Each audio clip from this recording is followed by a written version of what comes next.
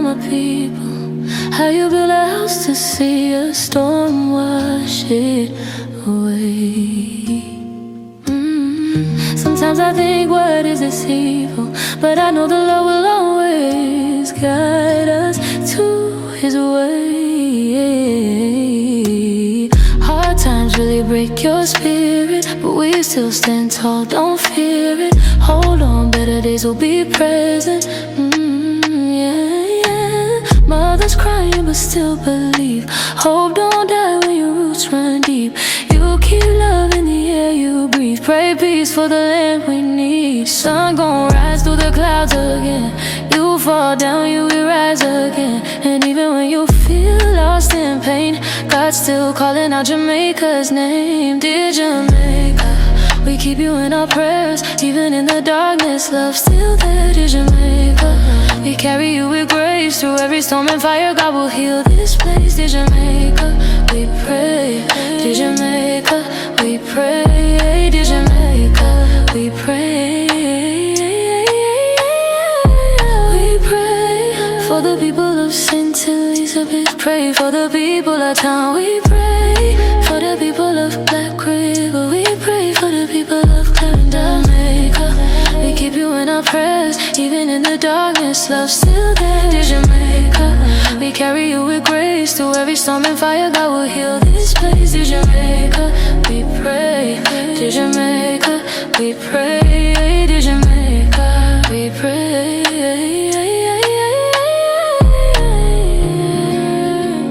You held on through the rain, through the pain. Lost so much, but you will rise again, rise again. The storm came, but it couldn't take your heart. God kept us strong, you will never fall apart. Dear Jamaica,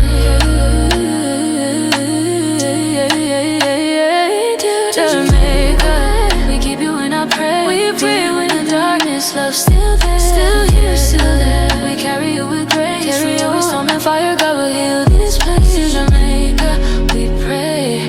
Dear Jamaica, we pray. Dear Jamaica, we pray.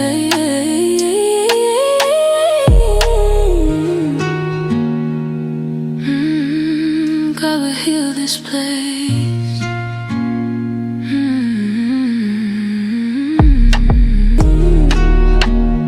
The people of Jamaica. There are moments in history when silence becomes a betrayal. They, Jamaican politicians, built their power on silence and believed the people would never find out. They wrapped corruption in smiles, covered theft with speeches, and disguised betrayal as leadership. But tonight, the silence is broken. The mask has fallen, and the world must hear the truth about what has been happening in Jamaica under the watch of Andrew Holness. When a leader forgets that power belongs to the people, the nation begins to bleed. And when that bleeding is hidden long enough, it becomes a wound that poisons everything: trust, hope, and the future itself. For years, the Jamaican people have been fed carefully crafted words. They've been promised progress while living in neglect. They've been told to believe while their leaders quietly took everything that was meant to build their tomorrow. But truth has a way of arriving when it's least expected. It does not ask for permission. It does not fear titles or positions. It comes like a storm, and when it comes, no mask survives.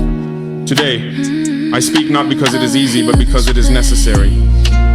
I speak because corruption, no matter where it hides, is an enemy to all free people. I speak because a leader who betrays his nation does not just steal money, he steals futures. And the future of Jamaica deserves to be protected. When the powerful build their kingdoms on silence, they convince themselves that no one will ever dare to speak. They think power is eternal. They believe wealth can buy truth. They believe the people are too afraid, too tired, too hopeless to rise. But history has a way of breaking illusions. Truth has a way of burning through carefully constructed lies. And when it finally arrives, it does not knock. It kicks down the door. Today, the door has been kicked down in Jamaica. And the name at the center of the storm is Andrew Holness. This is not a whisper. This is not political gossip. This is a revelation. A nation has been bled quietly. A people have been deceived skillfully. And the mask that once covered corruption has finally begun to fall apart. For too long, power in many nations has been treated as a private inheritance rather than a public trust. Leaders speak with the language of the people but govern with the greed of kings. They promise heaven during elections and deliver dust after victory.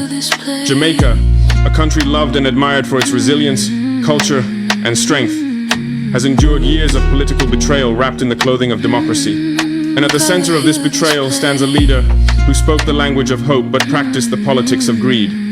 Holness promised transparency. He promised development.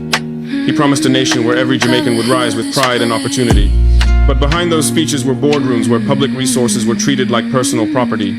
We are talking about public contracts, billions in Jamaican dollars that were supposed to rebuild schools, modernize hospitals, provide clean water to communities, build better roads, and create opportunities for the young. Yet, those funds vanished into a web of private accounts, offshore shelters, and shell corporations designed to make theft invisible. You see, corruption does not happen with noise. It happens with silence.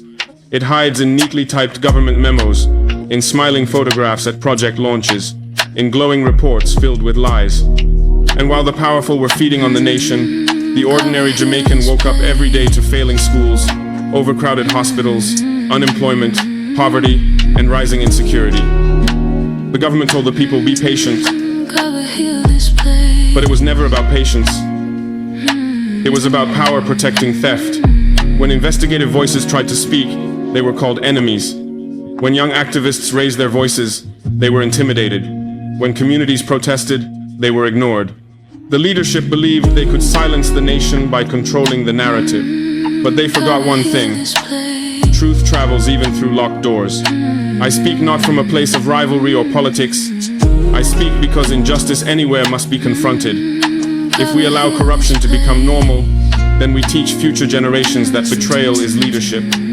Documents now, in public view, reveal how government ministries signed contracts with companies owned or influenced by close associates of Holness's circle. These contracts, worth millions, had no completed projects attached to them. Schools remained unfinished. Clinics never opened. Communities were promised water but continued to live with scarcity. And yet, on paper, everything was completed. The money was gone, but the projects were ghosts. Foreign donors and international partners sent money believing they were helping a nation rise. But much of that money never reached the people. Instead, it built private empires hidden in foreign bank accounts, property portfolios, and luxury investments. A nation cannot grow when its leaders use development as a mask to steal. This is not mismanagement. This is deliberate plunder. As these revelations began to unfold, something powerful started to shift. For the first time in a long time, the fear that had held people hostage began to break. Ordinary Jamaicans started talking, sharing, exposing what they had always suspected. Whistleblowers who once feared for their lives stepped forward. Journalists who were once ignored began publishing hard evidence. Former insiders, those who once sat in the halls of power, began to speak not out of bitterness, but out of conscience. These testimonies are not vague. They are specific. They point to bank transfers, fake procurement processes, inflated contracts, and off-the-books deals. They reveal how entire ministries became pipelines for illicit enrichment. And while these transactions were taking place, the government proudly presented itself to the world as a model of stability. But behind this mask of stability was a quiet robbery of the people's future. When the truth began to surface, Holness's administration moved to control the damage. Attempts were made to discredit the whistleblowers. Investigations were delayed or quietly buried. State media downplayed the issue. Loyalists launched coordinated campaigns to dismiss the reports as politically motivated attacks. But the evidence was too overwhelming to be buried under propaganda. Financial experts traced funds from development accounts to private holdings in tax havens. Investigative teams followed property trails that led from Kingston to Miami, London, and Dubai. People began to realize that their struggles, the lack of proper schools, the decaying infrastructure, the underfunded hospitals, the unemployment were not just accidents of governance. They were the cost of someone else's luxury. And this realization is dangerous for the corrupt. Because when people discover that their suffering is not fate, but the result of someone's greed, their silence breaks like glass. Mass protests are no longer whispers. Communities once divided by politics are now united by anger. University students, Market women, transport workers, teachers, and young professionals are marching with a single demand: answers. The shield of untouchability that Wholeness once believed he had is cracking. Wholeness believed the fortress of power was unbreakable. But every fortress eventually meets the storm it cannot withstand. I speak tonight not to humiliate a man, but to confront a system that has turned leadership into a private marketplace. A system that has placed power above accountability. A system that has forced people to beg for what already belongs to them. To Wholeness, I say this directly. Power was entrusted to you to build a nation, not to build a personal empire. You were given the hopes of millions, and you turned them into your shield. You were given their faith, and you traded it for luxury. You promised transformation, but delivered deception. History will not remember your words. It will remember your actions. And the world is watching them now, exposed, clear, undeniable. You may gather advisors in the dark, but the light is already here. You may attempt to silence your critics, but the people have already found their voice. The images of protesters flooding the streets of Kingston are not just political theater. They are a symbol of awakening. The chants in the night are not just noise. They are the heartbeat of a people who refuse to be silenced anymore. Every revelation, every leaked document, every exposed deal chips away at the empire of lies. And what is built on lies cannot stand forever. You may try to resist. You may try to hide. You may even try to deny. But truth is patient. It does not rush. It waits. And when it strikes, it leaves nothing untouched. Jamaica stands today at a point where silence is no longer an option. Either the nation rises to demand accountability, or it becomes another story in the long book of nations destroyed by their leaders' greed. I did not come here to speak softly. I came to speak the truth. This is not the end of the story. It is the beginning of a reckoning. Every time a leader betrays his people, the nation bleeds a little. But every time a people rise to reclaim their dignity, the nation heals. Jamaica now faces a choice that will define its future for generations. It can turn its face away and pretend nothing happened, or it can look this truth in the eye and say, no more. The people of Jamaica must understand something vital: power is borrowed from the people. No leader owns it. When the people reclaim what is theirs, no man, no party, no machine can stop them. The world must not stay silent. Regional bodies must not look away. International partners must stop funding governments without demanding transparency. The Caribbean deserves leadership that serves, not leadership that feeds. To Wholeness, this is not just an accusation. This is a call to accountability. You can face the truth now, or history will judge you later. But either way, truth always wins. To the people of Jamaica, your voice matters. Your courage matters. The future is not decided in secret meetings. It is decided in the streets, in the classrooms, in the homes of those who refuse to bow to corruption. This is your country. This is your future. This is your fight. Let the world remember Jamaica not for the corruption of its leaders, but for the courage of its people. Power built on lies will fall, but a nation built on truth will rise.